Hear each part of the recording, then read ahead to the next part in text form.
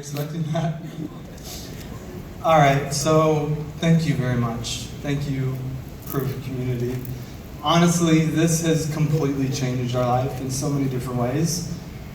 Think about where we started. We wanted to make $400 a month. If we made $400 a month, that means Stephanie wouldn't have to count the pennies at the grocery store. And to see how many things have just gotten better over the last 3.5, almost 4 years, it's been mind-changing. So I'm forever grateful for each and every one of you. Think about where you're at today, write it down, and know that the path to better is right in front of you. Continue taking one step forward every single day. I can promise you the reason why we want more, the reason why we're not giving up, the reason why I know we're going to be on the stage again next year, we're not stopping, is because the level of responsibility that each and every one of us has for this company, for this community, and really for the people that have no clue what this even represents. That's why we do what we do. We have 4 daughters, and I know that this is going to be a company that they are going to be involved in for the rest of their life. I'm just forever grateful for this. We have 4 daughters and 2 puppies. So I think the phrase that came to my mind was, to whom much is given, much is expected.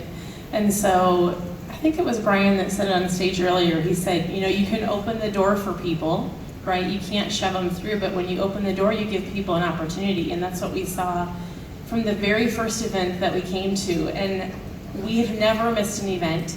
And he always says 90% of life is showing up, and it is, because raise your hand, how many people have a belief that when you go home, like, this is where you're meant to be? Does anybody believe that? Okay, so if you believe that, you have to remember your why. You have to remember who you're playing for. You've got to remember your goals, because when you go home, we all face resistance. We all have kids and we all have jobs, and we've got people that might tell you no. And you've got to be able to bring yourself back here to remember why you're doing it. And you have to be able to remind your teams why you're doing that. I think, was everybody, who was here when David Goggins spoke?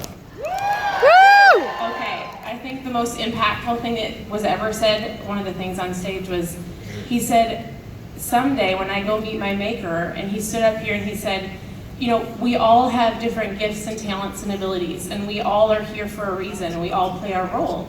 And he said, I never want to meet my maker, and I never want him to show me this big list of things and go, why didn't you do what I called you to do?